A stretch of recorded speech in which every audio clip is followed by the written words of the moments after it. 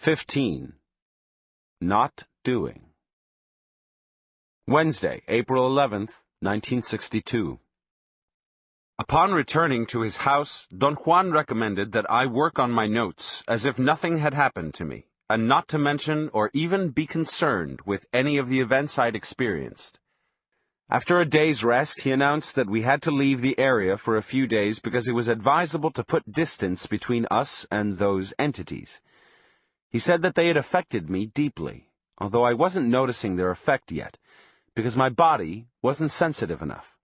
In a short while, however, I would fall seriously ill if I didn't go to my place of predilection to be cleansed and restored.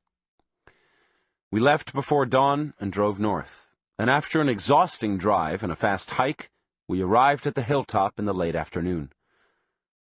Don Juan, as he had done before, covered the spot where I'd once slept with small branches and leaves. Then he gave me a handful of leaves to put against the skin of my abdomen and told me to lie down and rest.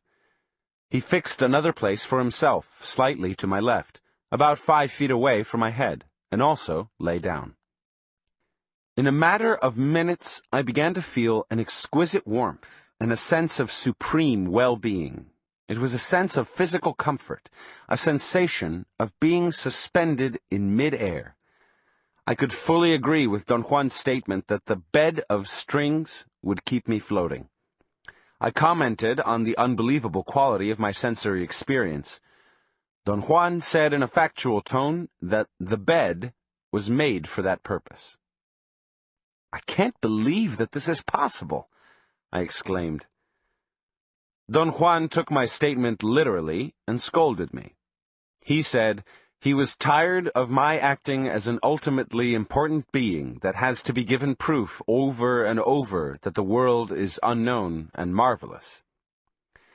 I tried to explain that a rhetorical exclamation had no significance. He retorted that if that were so, I could have chosen another statement. It seemed that he was seriously annoyed with me. I sat up halfway and began to apologize, but he laughed, and, imitating my manner of speaking, suggested a series of hilarious rhetorical exclamations I could have used instead. I ended up laughing at the calculated absurdity of some of his proposed alternatives. He giggled, and in a soft tone reminded me that I should abandon myself to the sensation of floating. The soothing feeling of peace and plenitude that I experienced in that mysterious place aroused some deeply buried emotions in me. I began to talk about my life. I confessed that I had never respected or liked anybody, not even myself, and that I had always felt I was inherently evil, and thus my attitude towards others was always veiled with a certain bravado and daring.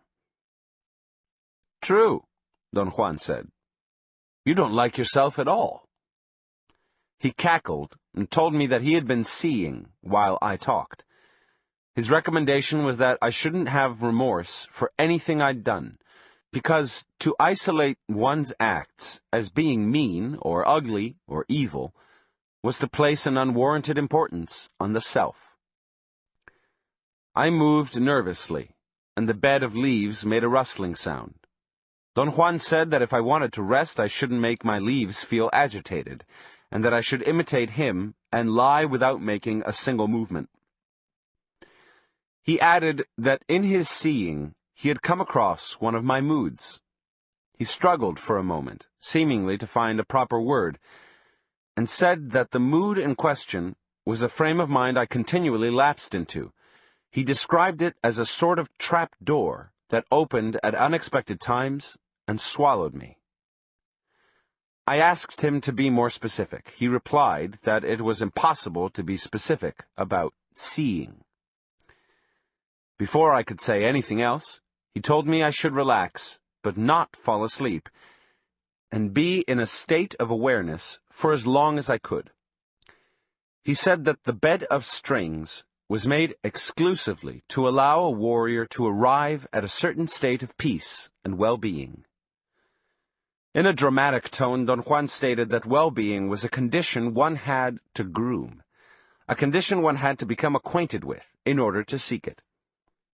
You don't know what well-being is, because you've never experienced it, he said. I disagreed with him, but he continued arguing that well-being was an achievement one had to deliberately seek.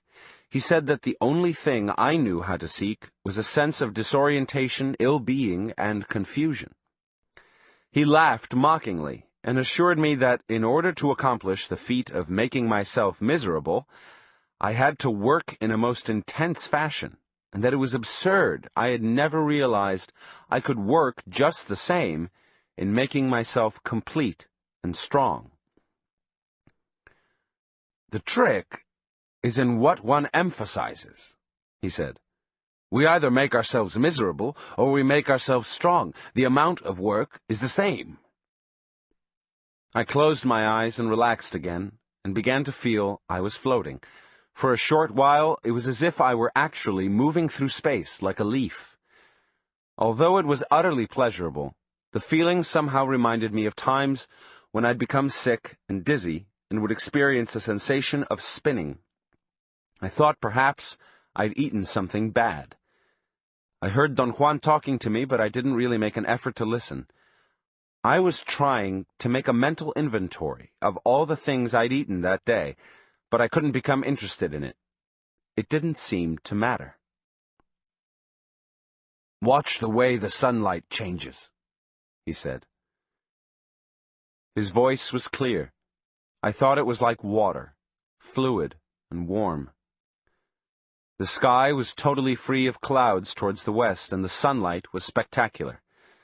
Perhaps the fact that Don Juan was cueing me made the yellowish glow of the afternoon sun truly magnificent.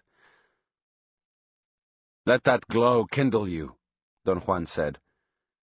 Before the sun goes down today, you must be perfectly calm and restored, because tomorrow, or the day after, you're going to learn not doing. Learn not doing what? I asked. Never mind now, he said. Wait until we're in those lava mountains. He pointed to some distant, jagged, dark, menacing-looking peaks towards the north. Thursday, April 12th, 1962. Why don't you tell me more about Mezcalito, Don Juan? There's nothing to tell. There must be thousands of things I should know before I encounter him again. No. Perhaps for you there is nothing you have to know. As I've already told you, he is not the same for everyone. I know, but still, I'd like to know how others feel about him. The opinion of those who care to talk about him is not worth much. You will see. You will probably talk about him up to a certain point, and from then on, you will never discuss him. Can you tell me about your own first experiences? What for? Then I'll know how to behave with Mezcalito. You already know more than I do. You actually played with him. Someday, you'll see how kind the protector was with you. That first time, I'm sure he told you many, many things, but you were deaf and blind. Thursday, April 12th, 1962. We reached the high desert around the lava mountains in the late afternoon. In the distance, the dark brown lava mountains looked almost sinister. The sun was very low on the horizon and shone on the western face of the solidified lava, tinting its dark brownness with a dazzling array of yellow reflections. I couldn't keep my eyes away. Those peaks were truly mesmerizing. By the end of the day, the bottom slopes of the mountains were in sight. There was very little vegetation on the high desert. All I could see were cacti and a kind of tall grass that grew in tufts. Don Juan stopped to rest. He sat down, carefully propped his food gourds against a rock, and said that we were going to camp on that spot for the night. He'd picked a relatively high place. From where I stood, I could see quite a distance away, all around us. It was a cloudy day, and the twilight quickly enveloped the area. I became involved in watching the speed with which the crimson clouds on the west faded into a uniform, thick, dark gray. Don Juan got up and went to the bushes. By the time he came back, the silhouette of the lava mountains was a dark mass. He sat down next to me and called my attention to what seemed to be a natural formation on the mountains towards the northeast.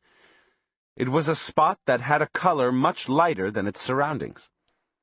While the whole range of lava mountains looked uniformly dark brown in the twilight, the spot he was pointing at was actually yellowish or dark beige. I couldn't figure out what it could be. I stared at it for a long time. It seemed to be moving. I fancied it to be pulsating. When I squinted my eyes, it actually rippled as if the wind were moving it. "Look at it fixedly," Don Juan commanded me. At one moment, after I'd maintained my stare for quite a while, I felt that the whole range of mountains was moving towards me. That feeling was accompanied by an unusual agitation in the pit of my stomach. The discomfort became so acute that I stood up. "Sit down!" Don Juan yelled, but I was already on my feet. From my new point of view, the yellowish formation was lower on the side of the mountains. I sat down again, without taking my eyes away, and the formation shifted to a higher place. I stared at it for an instant, and suddenly I arranged everything into the correct perspective. I realized that what I had been looking at was not in the mountains at all, but was really a piece of yellowish-green cloth hanging from a tall cactus in front of me. I laughed out loud and explained to Don Juan that the twilight had helped to create an optical illusion. He got up and walked to the place where the piece of cloth was hanging, took it down, folded it, and put it inside his pouch. "What are you doing that for?" I asked. "Because this piece of cloth has power," he said casually. "For a moment you were doing fine with it, and there's no way of knowing what may have happened if you'd remained seated." Friday, April 13th, 1962. At the crack of dawn, we headed for the mountains. They were surprisingly far away. By midday, we walked into one of the canyons. There was some water in shallow pools. We sat to rest in the shade of a hanging cliff. The mountains were clumps of a monumental lava flow. The solidified lava had weathered over the millennia into a porous, dark brown rock. Only a few sturdy weeds grew between the rocks and in the cracks. Looking up at the almost perpendicular walls of the canyon, I had a weird sensation in the pit of my stomach. The walls were hundreds of feet high and gave me the feeling that they were closing in on me. The sun was almost overhead, slightly towards the southwest. "Stand up here," Don Juan said, and maneuvered my body until I was looking towards the sun. He told me to look fixedly at the mountain walls above me. The sight was stupendous. The magnificent height of the lava flow staggered my imagination. I began to wonder what a volcanic upheaval it must have been. I looked up and down the sides of the canyon various times. I became immersed in the richness of color in the rock wall. There were specks of every conceivable hue. There were patches of light grain moss or lichen in every rock. I looked right above my head and noticed that the sunlight was producing the most exquisite reflections when it hit the brilliant specks of the solidified lava. I stared at an area in the mountains where the sunlight was being reflected. As the sun moved, the intensity diminished, then it faded completely. I looked across the canyon and saw another area of the same exquisite light refractions. I told Don Juan what was happening, and then I spotted another area of light, and then another in a different place, and another, until the whole canyon was blotched with big patches of light. I felt dizzy. Even if I closed my eyes, I could still see the brilliant lights. I held my head in my hands and tried to crawl under the hanging cliff. But Don Juan grabbed my arm firmly and imperatively told me to look at the walls of the mountains and try to figure out spots of heavy darkness in the midst of the fields of light. I didn't want to look because the glare bothered my eyes. I said that what was happening to me was similar to staring into a sunny street through a window and then seeing the window frame as a dark silhouette everywhere else. Don Juan shook his head from side to side and began to chuckle. He let go of my arm, and we sat down again under the hanging cliff. I was jotting down my impressions of the surroundings when Don Juan, after a long silence, suddenly spoke in a dramatic tone. "I have brought you here to teach you one thing," he said, and paused. "You're going to learn not doing. We might as well talk about it, because there's no other way for you to proceed.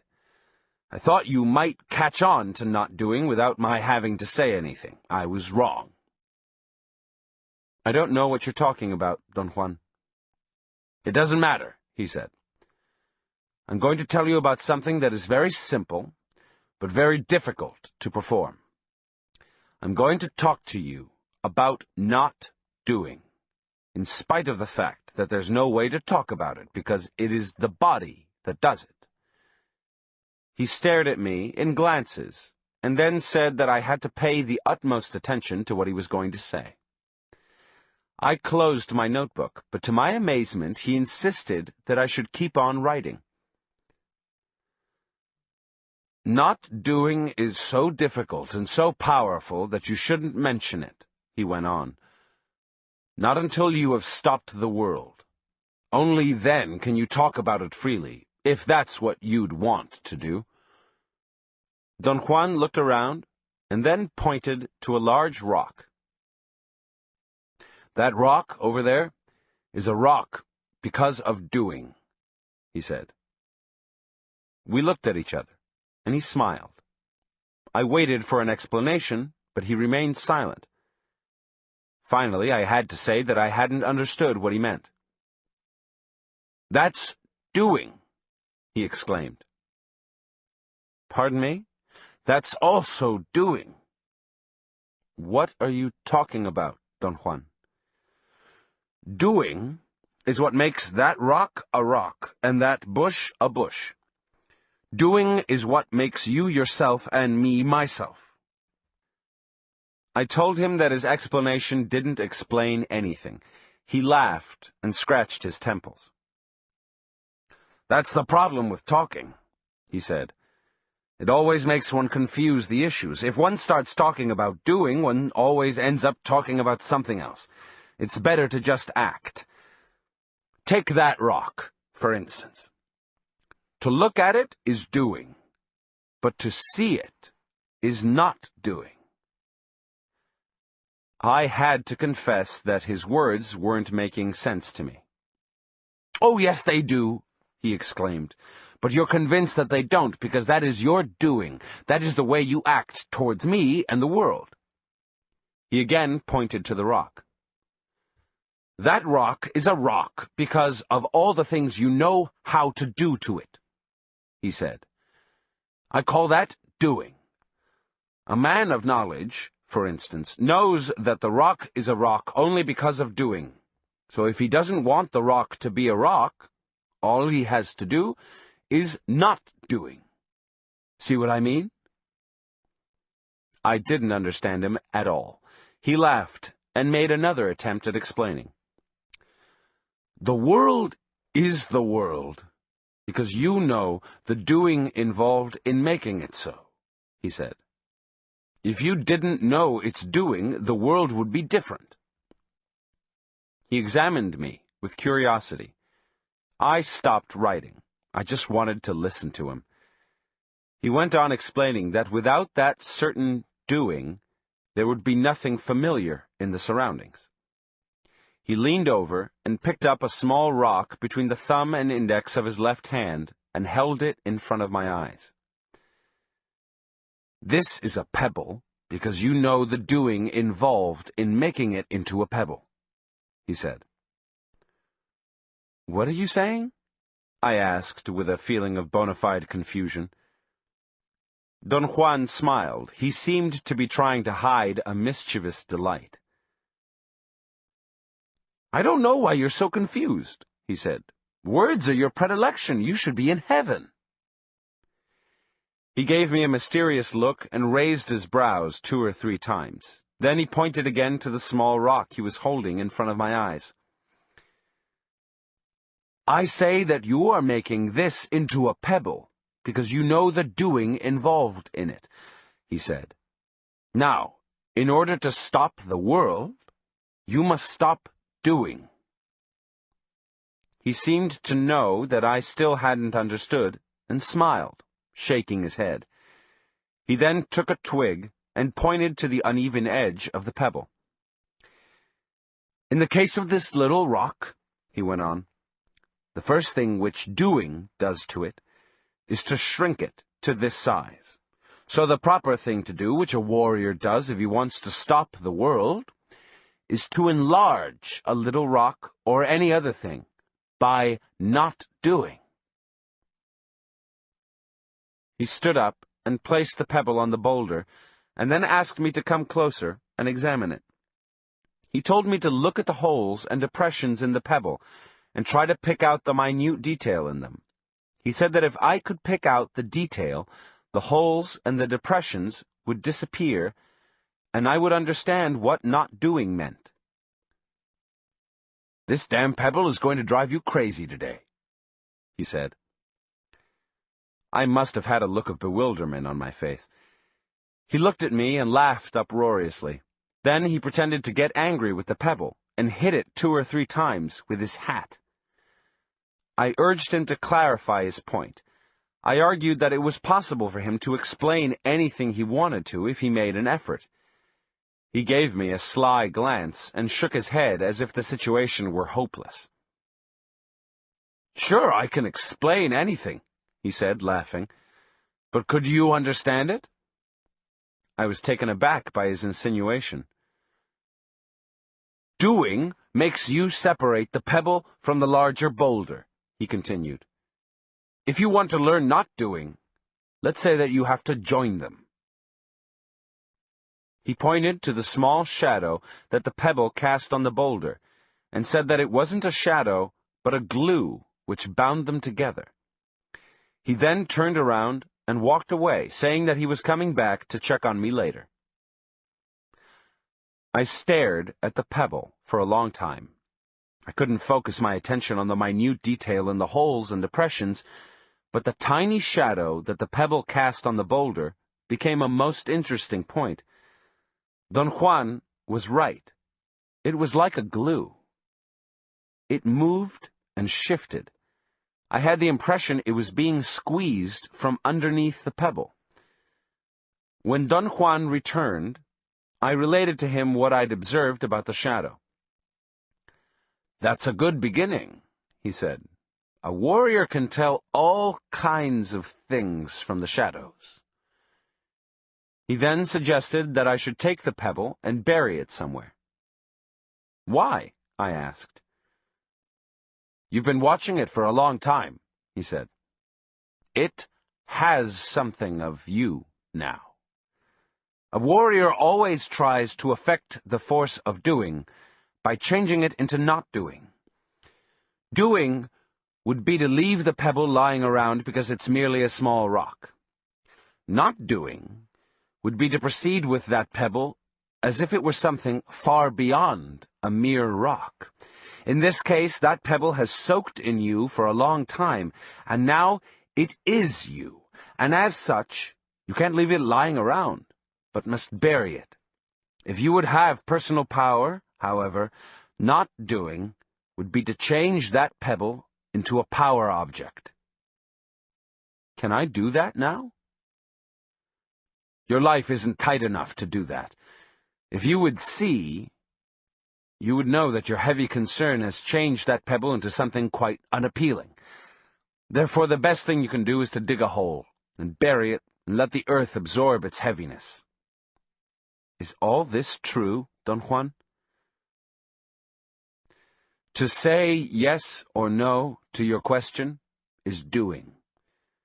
But since you're learning not doing, I have to tell you that it really doesn't matter whether or not all this is true. It's here that a warrior has a point of advantage over the average man. An average man cares that things are either true or false, but a warrior doesn't. An average man proceeds in a specific way with things that he knows are true, and in a different way with things that he knows are not true. If things are said to be true, he acts and believes in what he does. But if things are said to be untrue, he doesn't care to act, or he doesn't believe in what he does. A warrior, on the other hand, acts in both instances. If things are said to be true, he would act in order to do doing. If things are said to be untrue, he still would act in order to do not doing. See what I mean? No, I don't see what you mean at all, I said. Don Juan's statements put me in a belligerent mood.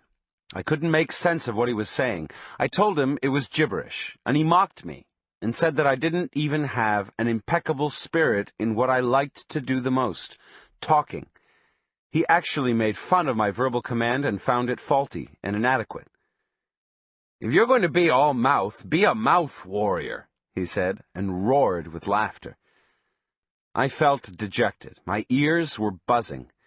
I experienced an uncomfortable heat in my head. I was actually embarrassed and presumably red in the face. I stood up and went into the chaparral and buried the pebble. "I was teasing you a little bit," Don Juan said when I returned and sat down again. "And yet I know that if you don't talk, you don't understand. Talking is doing for you, but talking's not appropriate. And if you want to know what I mean by not doing, you have to do a simple exercise. Since we're concerned with not doing, it doesn't matter whether you do the exercise now or 10 years from now." He made me lie down and took my right arm and bent it at my elbow. Then he turned my hand until the palm was facing the front. He curved my fingers so my hand looked as if I were holding a doorknob, and then he began to move my arm back and forth with a circular motion that resembled the act of pushing and pulling a lever attached to a wheel. Don Juan said that a warrior executed that movement every time he wanted to push something out of his body, something like a disease or an unwelcoming feeling. The idea was to push and pull an imaginary opposing force until one felt a heavy object, a solid body, stopping the free movements of the hand. In the case of the exercise, not doing consisted in repeating it until one felt the heavy body with the hand, in spite of the fact that one could never believe it was possible to feel it. I began moving my arm, and in a short while, my hand became ice cold. I had begun to feel a sort of mushiness around my hand. It was as if I were paddling through some heavy, viscous liquid matter. Don Juan made a sudden movement and grabbed my arm to stop the motion. My whole body shivered, as though stirred by some unseen force. He scrutinized me as I sat up, and then walked around me before he sat back down on the place where he'd been. "You've done enough," he said. "You may do this exercise some other time, when you have more personal power." Did I do something wrong? No. Not doing is only for very strong warriors, and you don't have the power to deal with it yet. Now you'll only trap horrendous things with your hand, so do it little by little, until your hand doesn't get cold anymore. Whenever your hand remains warm, you can actually feel the lines of the world with it. He paused, as if to give me time to ask about the lines. But before I had a chance to, he started explaining that there were infinite numbers of lines that joined us to things. He said that the exercise of not doing that he had just described would help anyone to feel a line that came out from the moving hand, a line that one could place or cast wherever one wanted to. Don Juan said that this was only an exercise, because the lines formed by the hand weren't durable enough to be of real value in a practical situation. A man of knowledge uses other parts of his body to produce durable lines, he said. What parts of the body, Don Juan? The most durable lines that a man of knowledge produces come from the middle of the body, he said, but he can also make them with his eyes. Are they real lines? Surely. Can you see them and touch them? Let's say that you can feel them. The most difficult part about the warrior's way is to realize that the world is a feeling. When one is not doing, one is feeling the world, and one feels the world through its lines. He paused and examined me with curiosity. He raised his brows and opened his eyes, and then blinked. The effect was like the eyes of a bird blinking. Almost immediately, I felt a sensation of discomfort and queasiness. It was actually as if something was applying pressure to my stomach. "See what I mean?" Don Juan asked, and moved his eyes away. I mentioned that I felt nauseated, and he replied in a matter-of-fact tone that he knew it, and that he was trying to make me feel the lines of the world with his eyes. I couldn't accept the claim that he himself was making me feel that way. I voiced my doubts. I could hardly conceive the idea that he was causing my feeling of nausea, since he hadn't, in any physical way, impinged on me. "Not doing is very simple, but very difficult," he said. "It's not a matter of understanding, but of mastering it. Seeing, of course, is the final accomplishment of a man of knowledge, and seeing is attained only when one stopped the world through the technique of not doing." I smiled involuntarily. I hadn't understood what he meant. "When one does something with people," he said, "the concern should be only with presenting the case to their bodies. That's what I've been doing with you so far, letting your body know. Who cares whether or not you understand?" "But that's unfair, Don Juan. I want to understand everything, otherwise coming here would be a waste of my time." "A waste of your time!" he exclaimed, parodying my tone of voice. "You certainly are conceited." He stood up and told me that we were going to hike to the top of the lava peak to our right. The ascent to the top was an excruciating affair. It was actual mountain climbing, except that there were no ropes to aid and protect us. Don Juan repeatedly told me not to look down, and he had to actually pull me up bodily a couple of times after I'd begun to slide down the rock. I felt terribly embarrassed that Don Juan, being so old, had to help me. I told him that I was in poor physical condition because I was too lazy to do any exercise. He replied that once one had arrived at a certain level of personal power, exercise or any training of that sort was unnecessary, since all one needed to be in an impeccable form was to engage oneself in not doing. When we arrived at the top, I lay down. I was about to be sick. He rolled me back and forth with his foot as he had done once before. Little by little, the motion restored my balance, but I felt nervous. It was as if I were somehow waiting for the sudden appearance of something. I involuntarily looked 2 or 3 times to each side. Don Juan didn't say a word, but he also looked in the direction I was looking. "Shadows are peculiar affairs," he said all of a sudden. "You must have noticed that there's one following us." "I haven't noticed anything of the sort," I protested in a loud voice. Don Juan said that my body had noticed our pursuer, in spite of my stubborn opposition, and assured me in a confident tone that there was nothing unusual about being followed by a shadow. "It's just a power," he said. "These mountains are filled with them. It's just like one of those entities that scared you the other night." I wanted to know if I could actually perceive it myself. He asserted that in the daytime I could only feel its presence. I wanted an explanation of why he called it a shadow, when obviously it wasn't like the shadow of a boulder. He replied that both had the same lines, therefore both were shadows. He pointed to a long boulder standing directly in front of us. "Look at the shadow of that boulder," he said. "The shadow is the boulder, and yet it isn't. To observe the boulder in order to know what the boulder is doing, but to observe its shadow is not doing. Shadows are like doors, the doors of not doing. A man of knowledge, for example, can tell the innermost feelings of men by watching their shadows." "Is there movement in them?" I asked.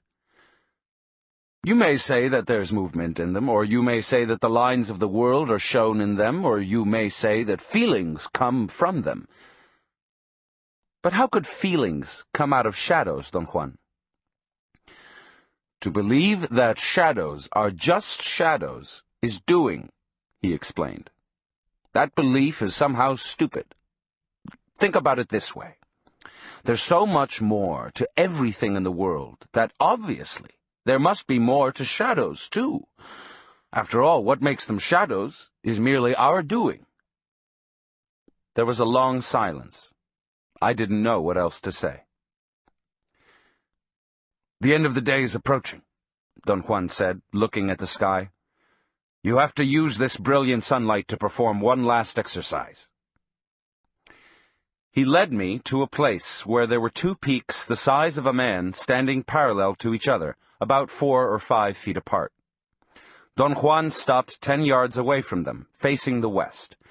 He marked a spot for me to stand on, and told me to look at the shadows of the peaks. He said that I should watch them and cross my eyes in the same manner I ordinarily cross them when scanning the ground for a place to rest. He clarified his directions by saying that when searching for a resting place, one had to look without focusing, but in observing shadows, one had to cross the eyes and yet keep a sharp image in focus. The idea was to let one shadow be superimposed on the other by crossing the eyes. He explained that through that process, one could ascertain a certain feeling which emanated from shadows. I commented on his vagueness, but he maintained that there was really no way of describing what he meant. My attempt to carry out the exercise was futile. I struggled until I got a headache. Don Juan was not at all concerned with my failure. He climbed to a dome-like peak and yelled from the top, telling me to look for 2 small, long, and narrow pieces of rock. He showed with his hands the size rock he wanted. I found 2 pieces and handed them to him. Don Juan placed each rock about 1 foot apart in 2 crevices, made me stand above them facing the west, and told me to do the same exercise with their shadows. This time, it was an altogether different affair. Almost immediately, I was capable of crossing my eyes and perceiving their individual shadows as if they had merged into one. I noticed that the act of looking without converging the images gave the single shadow I had formed an unbelievable depth and a sort of transparency. I stared at it, bewildered. Every hole in the rock on the area where my eyes were focused was neatly discernible, and the composite shadow which was superimposed on them was like a film of indescribable transparency. I didn't want to blink, for fear of losing the image I was so precariously holding. Finally, my sore eyes forced me to blink, but I didn't lose the view of the detail at all. In fact, by remoistening my cornea, the image became even clearer. I noticed at that point that it was as if I were looking from an immeasurable height at a world I had never seen before. I also noticed that I could scan the surroundings of the shadow without losing the focus of my visual perception. Then, for an instant, I lost the notion that I was looking at a rock. I felt that I was landing in a world vast beyond anything I had ever conceived. This extraordinary perception lasted for a second, and then everything was turned off. I automatically looked up and saw Don Juan standing directly above the rocks, facing me. He had blocked the sunlight with his body. I described the unusual sensation I had had, and he explained that he had been forced to interrupt it because he saw that I was about to get lost in it. He added that it was a natural tendency for all of us to indulge ourselves when feelings of that nature occur, and that by indulging myself in it I had almost turned not doing into my old familiar doing. He said that what I should have done was to maintain the view without succumbing to it, because in a way, doing was a manner of succumbing. I complained that he should have told me beforehand what to expect and what to do, but he pointed out that he had no way of knowing whether or not I would succeed in merging the shadows. I had to confess I was more mystified than ever about not doing. Don Juan's comments were that I should be satisfied with what I had done, because for once I had proceeded correctly, that by reducing the world I had enlarged it, and that, although I had been far from feeling the lines of the world, I had correctly used the shadow of the rocks as a door into not doing. The statement that I had enlarged the world by reducing it intrigued me to no end.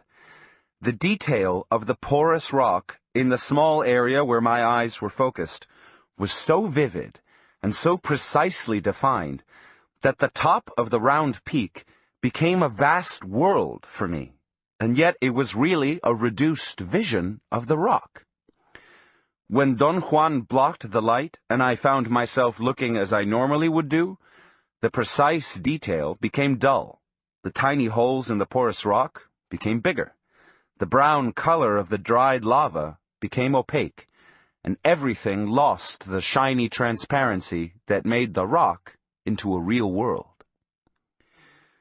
Don Juan then took the two rocks, laid them gently into a deep crevice, and sat down cross-legged, facing the west, on the spot where the rocks had been. He patted a spot next to him to his left and told me to sit down. We didn't speak for a long time. Then we ate, also in silence. It was only after the sun had set that he suddenly turned and asked me about my progress in dreaming. I told him that it had been easy in the beginning, but that at the moment I had ceased altogether to find my hands in my dreams. When you first started dreaming, you were using my personal power. That's why it was easier, he said. Now you're empty. But you must keep on trying until you have enough power of your own. You see, dreaming is the not doing of dreams. And as you progress in your not doing, you will also progress in dreaming. The trick is not to stop looking for your hands, even if you don't believe that what you're doing has any meaning. In fact, as I've told you before, a warrior doesn't need to believe, because as long as he keeps on acting without believing, he is not doing. We looked at each other for a moment. There's nothing else I can tell you about dreaming, he continued. Everything I may say would only be not doing. But if you tackle not doing directly, you yourself would know what to do in dreaming. To find your hands is essential, though, at this time, and I'm sure you will. I don't know, Don Juan. I don't trust myself. This isn't a matter of trusting anybody. This whole affair is a matter of a warrior's struggle. And you'll keep on struggling, if not under your own power, then perhaps under the impact of a worthy opponent, or with the help of some allies, like the one which is already following you. I made a jerky, involuntary movement with my right arm. Don Juan said that my body knew much more than I suspected, because the force that had been pursuing us was to my right. He confided in a low voice that twice that day the ally had come so close to me that he had had to step in and stop it. During the day, shadows are the doors of not doing, he said.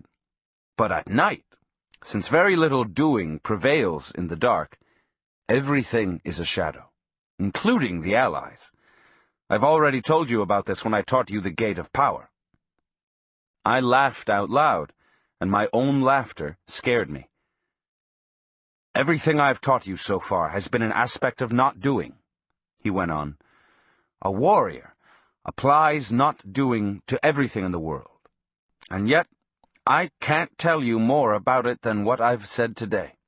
You must let your own body discover the power and the feeling of not doing.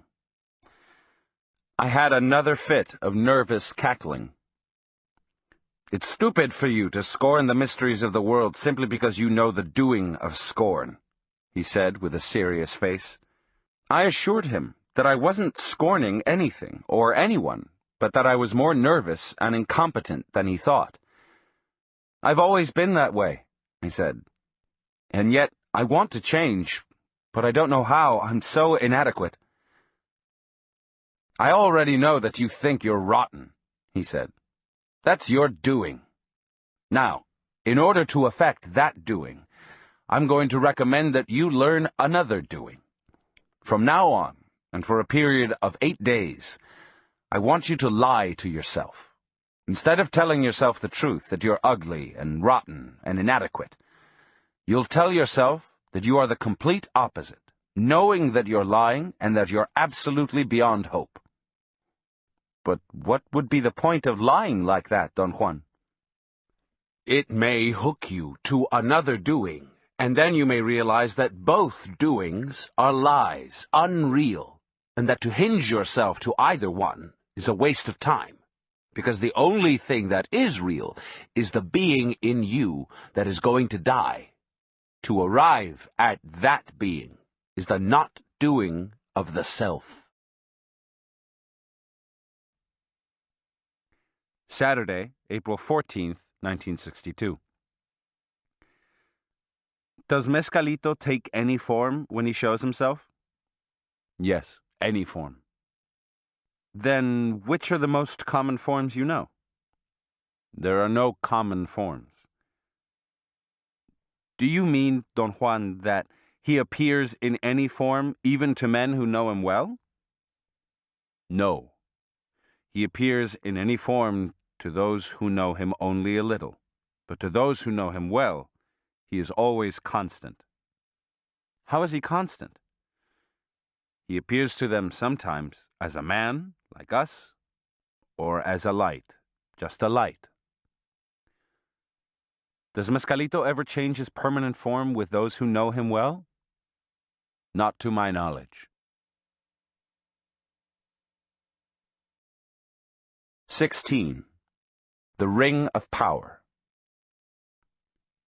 Saturday, April 14th, 1962. Don Juan felt the weight of our gourds and concluded that we'd exhausted our food supply and that it was time to return home. I casually mentioned that it was going to take us at least a couple of days to get to his house. He said he wasn't going back to Sonora, but to a border town where he had some business to take care of. I thought we were going to start our descent through a water canyon, but Don Juan headed towards the northwest on the high plateaus of the lava mountains. After about an hour of walking, he led me into a deep ravine, which ended at a point where two peaks almost joined. There was a slope there, going almost to the top of the range, a strange slope which looked like a slanted, concave bridge between the two peaks. Don Juan pointed to an area on the face of the slope. "Look there, fixedly," he said. "The sun's almost right." He explained that at midday the light of the sun could help me with not doing. He then gave me a series of commands: to loosen all the tight garments I had on, to sit in a cross-legged position, and to look intently at the spot he had specified. There were very few clouds in the sky, and none towards the west. It was a hot day, and the sunlight beamed on the solidified lava. I kept a very close watch over the area in question. After a long vigil, I asked what, specifically, I was supposed to look for. He made me be quiet with an impatient gesture of his hand. I was tired. I wanted to go to sleep. I half closed my eyes. They were itching, and I rubbed them. But my hands were clammy, and the sweat made my eyes sting. I looked at the lava peaks through half-closed eyelids, and suddenly the whole mountain was lit up. I told Don Juan that if I squinted my eyes, I could see the whole range of mountains as an intricate array of light fibers. He told me to breathe as little as possible in order to maintain the view of the light fibers, and not to stare intently into it, but to look casually at a point on the horizon, right above the slope. I followed his instructions, and was able to hold the view of an interminable extension covered with a web of light. Don Juan said in a very soft voice that I should try to isolate areas of darkness within the field of light fibers, and that right after finding a dark spot, I should open my eyes and check where that spot was on the face of the slope. I was incapable of perceiving any dark areas. I squinted my eyes and then opened them up various times. Don Juan drew closer to me and pointed to an area to my right, and then to another one right in front of me. I tried to change the position of my body. I thought that perhaps if I shifted my perspective, I would be able to perceive the supposed area of darkness he was pointing to. But Don Juan shook my arm and told me in a severe tone to keep still and be patient. I again squinted my eyes and once more saw the web of light fibers. I looked at it for a moment, and then I opened my eyes wider. At that instant, I heard a faint rumble. It could have easily been explained as the distant sound of a jet plane. And then, with my eyes wide open, I saw the whole range of mountains in front of me as an enormous field of tiny dots of light. It was as if, for a brief moment, some metallic specks in the solidified lava were reflecting the sunlight in unison. Then the sunlight grew dim and was suddenly turned off, and the mountains became a mass of dull, dark brown rock, and at the same time it also became windy and cold. I wanted to turn around to see if the sun had disappeared behind a cloud, but Don Juan held my head and didn't let me move. He said that if I turned, I might catch a glimpse of an entity of the mountains, the ally that was following us. He assured me that I didn't have the necessary strength to stand a sight of that nature, and then he added, in a calculated tone, that the rumble I had heard was the peculiar way in which an ally heralded its presence. He then stood up and announced that we were going to start climbing up the side of the slope. "Where are we going?" I asked. He pointed to one of the areas he had isolated as being a spot of darkness. He explained that not doing had allowed him to single out that spot as a possible center of power, or perhaps as a place where power objects might be found. We reached the spot he had in mind after a painful climb. He stood motionless for a moment, a few feet in front of me. I tried to come closer to him, but he signaled me with his hand to stop.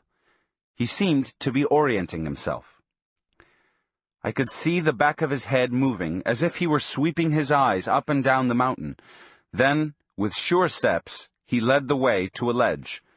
He sat down and began to wipe some loose dirt off the ledge with his hand.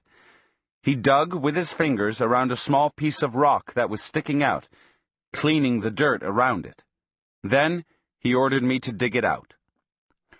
Once I had dislodged the piece of rock, he told me to immediately put it inside my shirt, because it was a power object that belonged to me. He said that he was giving it to me to keep, and that I should polish and care for it. Right after that, we began our descent into a water canyon, and a couple of hours later, we were in the high desert at the foot of the lava mountains. Don Juan walked about 10 feet ahead of me and kept up a very good pace. We went south until just before sunset. A heavy bank of clouds in the west prevented us from seeing the sun, but we paused until it had presumably disappeared over the horizon. Don Juan changed directions then, and headed towards the southeast. We went over a hill, and as we got to the top, I spotted 4 men coming towards us from the south. I looked at Don Juan. We had never encountered people in our excursions, and I didn't know what to do in a case like that. But he didn't seem to be concerned. He kept on walking as if nothing had happened. The men moved as if they weren't in a hurry. They meandered towards where we were in a leisurely way. When they were closer to us, I noticed that they were 4 young Indians. They seemed to recognize Don Juan. He talked to them in Spanish. They were very soft-spoken and treated him with great deference. Only one of them spoke to me. I asked Don Juan in a whisper if I could also talk to them, and he nodded his head affirmatively. Once I engaged them in conversation, they were very friendly and communicative, especially the one who had first spoken to me. They told me they were there in search of power quartz crystals. They said that they had been wandering around the lava mountains for several days, but they hadn't had any luck. Don Juan looked around and pointed to a rocky area about 200 yards away. "That's a good place to camp for a while," he said. He began to walk towards the rocks, and we all followed him. The area he had selected was very rugged. There were no bushes on it. We sat down on the rocks. Don Juan announced that he was going to go back into the chaparral to gather dry branches for a fire. I wanted to help him, but he whispered to me that this was a special fire for those brave young men, and he didn't need my help. The young men sat down around me in a close cluster. One of them sat with his back against mine. I felt a bit embarrassed. When Don Juan returned with a pile of sticks, he commended them for their carefulness and told me that the young men were a sorcerer's apprentices, and that it was the rule to make a circle and have 2 people back to back in the center when going on hunting parties for power objects. One of the young men asked me if I had ever found any crystals myself.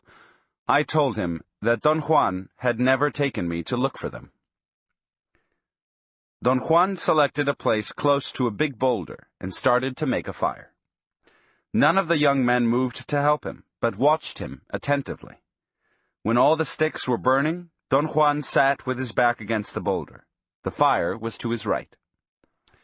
The young men apparently knew what was going on, but I didn't have the faintest idea about the procedure to follow when one was dealing with sorcerers' apprentices.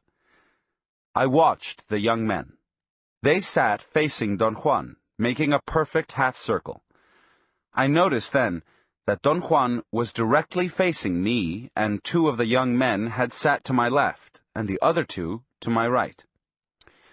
Don Juan began telling them that I was in the lava mountains to learn not doing, and that an ally had been following us. I thought that was a very dramatic beginning, and I was right. The young men changed positions, and sat with their left legs tucked under their seats. I hadn't observed how they were sitting before. I had assumed that they were sitting the same way I was, cross-legged. A casual glance at Don Juan revealed to me that he was also sitting with his left leg tucked in. He made a barely perceptible gesture with his chin to point at my sitting position. I casually tucked in my left leg. Don Juan had once told me that was the posture that a sorcerer used when things were uncertain. It had always proved, however, to be a very tiring position for me. I felt it was going to be a terrible imposition on me to remain seated in that fashion for the duration of his talk. Don Juan seemed to be thoroughly aware of my handicap, and in a succinct manner explained to the young men that quartz crystals could be found in certain specific spots in that area, that once they were found, they had to be coaxed to leave their abode by means of special techniques. The crystals then became the man himself, and their power went beyond our understanding. He said that ordinarily quartz crystals were found in clusters, and that it was up to the man who had found them to choose 5 of the longest and best-looking blades of quartz and sever them from their matrix. The finder was responsible for carving and polishing them in order to make them pointed and to make them fit perfectly to the size and shape of the fingers of his right hand. Then he told us that the quartz crystals were weapons used for sorcery, that they were usually hurled to kill, and that they penetrated the enemy's body and then returned to their owner's hand as though they had never left it. Next, he talked about the search for the spirit that would turn the ordinary crystals into weapons, and said that the first thing one had to do was to find a propitious place to lure out the spirit. That place had to be on a hilltop, and was found by sweeping the hand, with the palm turned towards the earth, until a certain heat was detected with the palm of the hand. A fire had to be made on that spot. Don Juan explained that the ally was attracted by the flames and manifested itself through a series of consistent noises. The person searching for an ally had to follow the direction of the noises until the ally revealed itself, and then wrestle it to the ground in order to overpower it. It was at that point that one could make the ally touch the crystals to imbue them with power. He warned us that there were other forces at large in those lava mountains, forces which didn't resemble the allies. They didn't make any noise, but appeared only as fleeting shadows, and didn't have any power at all. Don Juan added that a brilliantly colored feather or some highly polished quartz crystals would attract the attention of an ally, but in the long run, any object whatever would be equally effective, because the important part was not to find the objects, but to find the force that would imbue them with power. "What's the use of having beautifully polished crystals if you never find the spirit giver of power?" he said. "On the other hand, if you don't have the crystals, but do find the spirit, you may put anything in his way to be touched. You could put your dicks in the way if you can't find anything else." The young men giggled. The most daring of them, the one who talked to me first, laughed loudly. I noticed that Don Juan had crossed his legs and was sitting in a relaxed manner. All the young men had also crossed their legs. I tried to slip casually into a more relaxed posture, but my left knee seemed to have a pinched nerve or a sore muscle, and I had to stand up and jog on the spot for a few minutes. Don Juan made a joking comment. He said I was out of practice kneeling down because I hadn't been to confession in years, ever since I'd begun running around with him. That produced a great commotion among the young men. They laughed in spurts. Some of them covered their faces and giggled nervously. "I'm going to show you fellows something," Don Juan said casually after the young men had stopped laughing. My guess was that he was going to let us see some power objects he had in his pouch. For an instant I thought the young men were going to cluster around him, for they made a sudden movement in unison. All of them bent forward a little bit, as if they were going to stand up, but then they all tucked their left legs in and went back to that mysterious position that was so hard on my knees. I tucked my left leg in as casually as possible. I found that if I didn't sit on my left foot, that is, if I kept a half-kneeling position, my knees didn't hurt as much. Don Juan stood up and walked around the big boulder until he was out of sight. He must have fed the fire before he stood up, while I was tucking in my leg, for the new sticks chirped as they ignited, and long flames spurted out. The effect was extremely dramatic. The flames grew twice as big.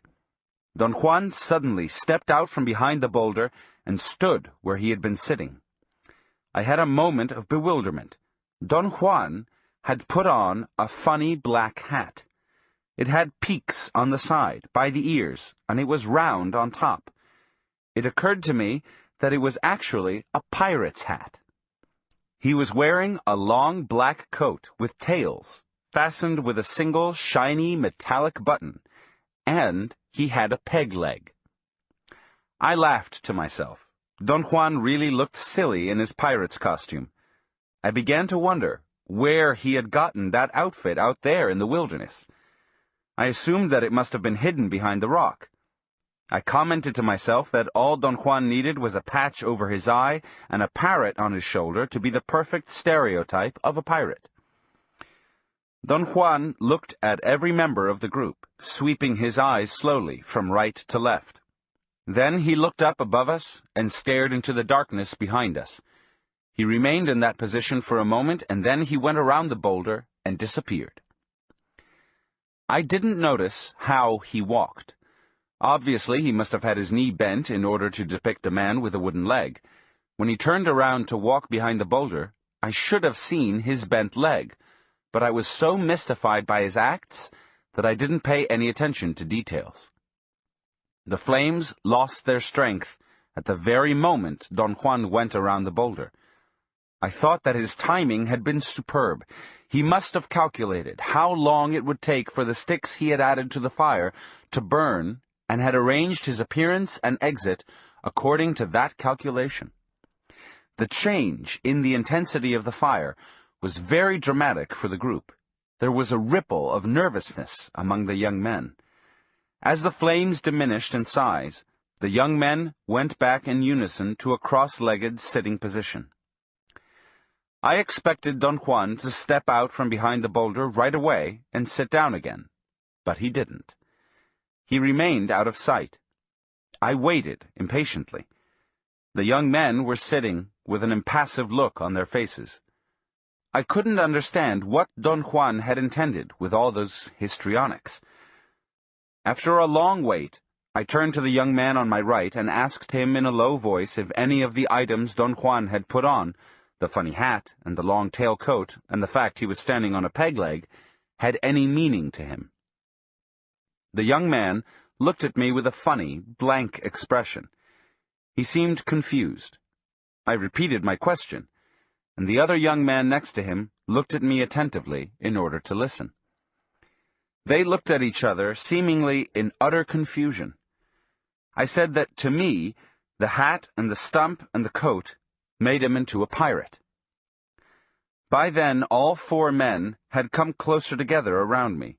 They giggled softly and fretted nervously. They seemed to be at a loss for words. The most daring of them finally spoke to me.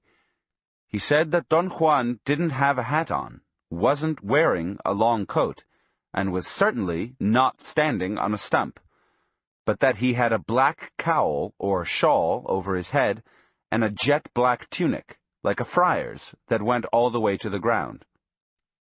"No!" another young man exclaimed softly. "He didn't have a cowl." "That's right," the others said.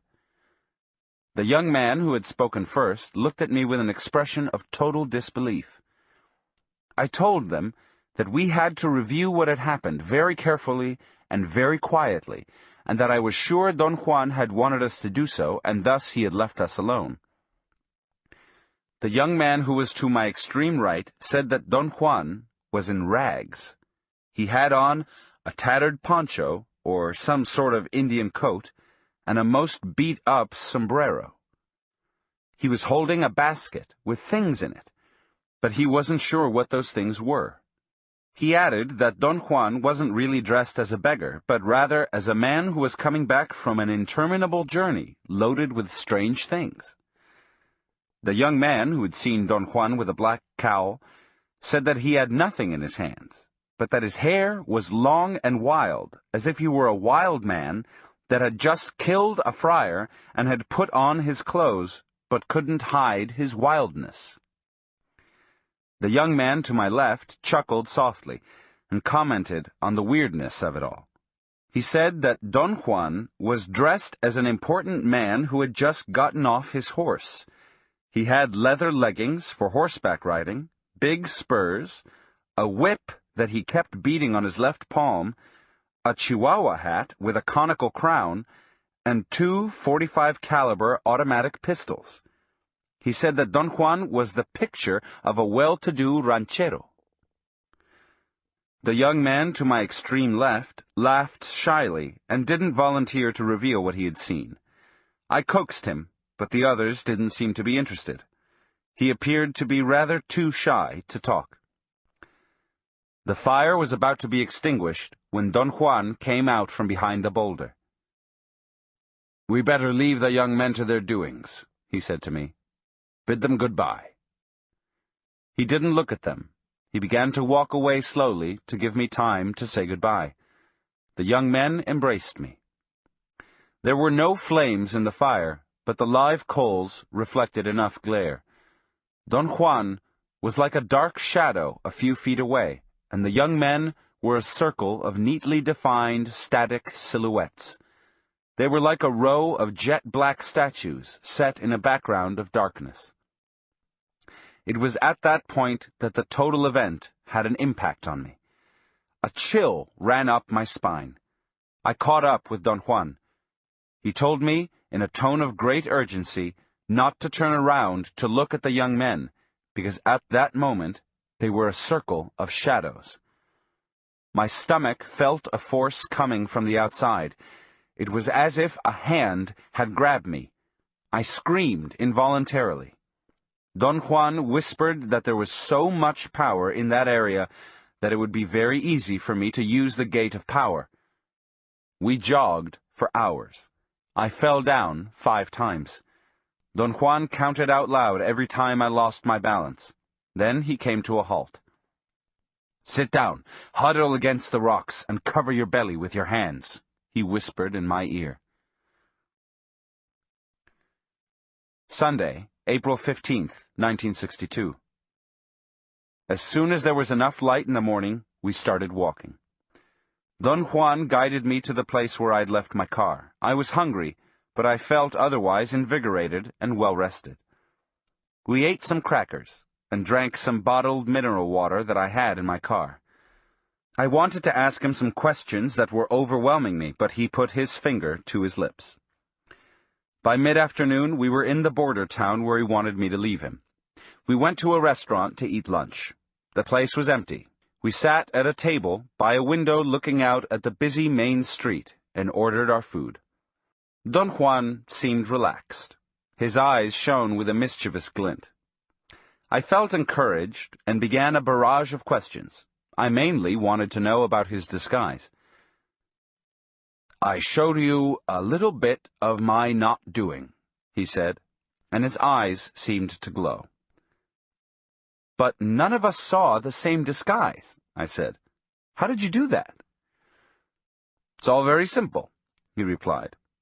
"They were only disguises, because everything we do is in some way merely a disguise. Everything we do, as I've told you, is a matter of doing. A man of knowledge could hook himself to everyone's doing and come up with weird things. But they're not weird, not really. They're weird only to those who are trapped in doing. Those 4 young men and yourself aren't aware yet of not doing, so it was easy to fool all of you." "But how did you fool us?" "It won't make sense to you. There's no way for you to understand it." "Try me, Don Juan, please." Let's say that when every one of us is born, we bring with us a little ring of power. That little ring is almost immediately put to use. So every one of us is already hooked from birth, and our rings of power are joined to everyone else's. In other words, our rings of power are hooked to the doing of the world in order to make the world. "Give me an example so I could understand it," I said. "For instance, our rings of power, yours and mine, are hooked right now to the doing in this room. We are making this room. Our rings of power are spinning this room into being at this very moment." Wait, I said. "This room is here by itself. I'm not creating it. I have nothing to do with it." Don Juan didn't seem to be concerned with my argumentative protests. He very calmly maintained that the room we were in was brought to being and was kept in place because of the force of everybody's ring of power. "You see," he continued, "every one of us knows the doing of rooms because, in one way or another, we've spent much of our lives in rooms. A man of knowledge, on the other hand, develops another ring of power. I would call it the ring of not doing because it is hooked to not doing. With that ring, therefore, he can spin another world. a young waitress brought our food and seemed to be suspicious of us. Don Juan whispered that I should pay her to show her that I had enough money. "I don't blame her for distrusting you," he said, and roared with laughter. "You look like hell." I paid the woman and tipped her, and when she left us alone, I stared at Don Juan, trying to find a way to recapture the thread of our conversation. He came to my rescue. "Your difficulty is that you haven't yet developed your extra ring of power, and your body doesn't know not doing," he said. I didn't understand what he'd said. My mind was locked in quite a prosaic concern. All I wanted to know was whether or not he had put on a pirate's outfit. Don Juan didn't answer, but laughed uproariously. I begged him to explain. "But I've just explained it to you," he retorted.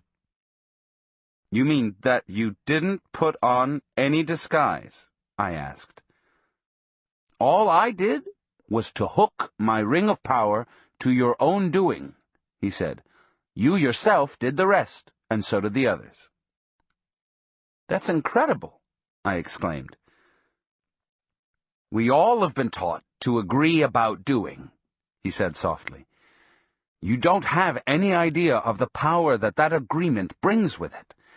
But fortunately, not doing is equally miraculous and powerful." I felt an uncontrollable ripple in my stomach. There was an unbridgeable abysm between my first-hand experience and his explanation.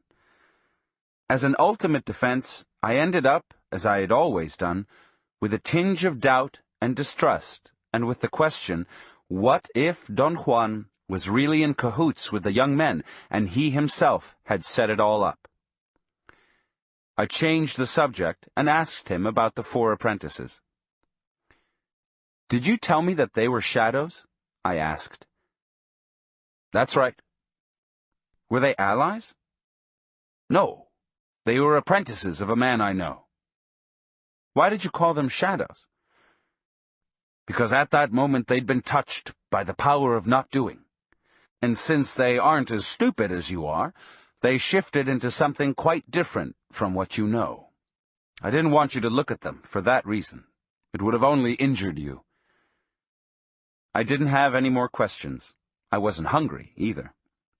Don Juan ate heartily and seemed to be in an excellent mood. But I felt dejected. Suddenly, a consuming fatigue possessed me. I realized that Don Juan's path was too arduous for me. I commented that I didn't have the qualifications to become a sorcerer. "Perhaps another meeting with Mescalito will help you," he said. I assured him that that was the farthest thing from my mind, and that I wouldn't even consider the possibility. "Very drastic things have to happen to you in order for you to allow your body to profit from all you've learned," he said. I ventured the opinion that since I wasn't an Indian, I wasn't really qualified to live the unusual life of a sorcerer. "Perhaps, if I could disentangle myself from all my commitments, I could fare in your world a little better," I said. "Or if I would go into the wilderness with you and live there. As it is now, the fact I have a foot in both worlds makes me useless in either." He stared at me for a long moment. "This is your world," he said, pointing to the busy street outside the window. "You are a man of that world. And out there, in that world, is your hunting ground. There's no way to escape the doing of our world. So what a warrior does is to turn his world into his hunting ground. As a hunter, a warrior knows that the world is made to be used, so he uses every bit of it. A warrior is like a pirate that has no qualms in taking and using anything he wants, except that the warrior doesn't mind or he doesn't feel insulted when he's used and taken himself."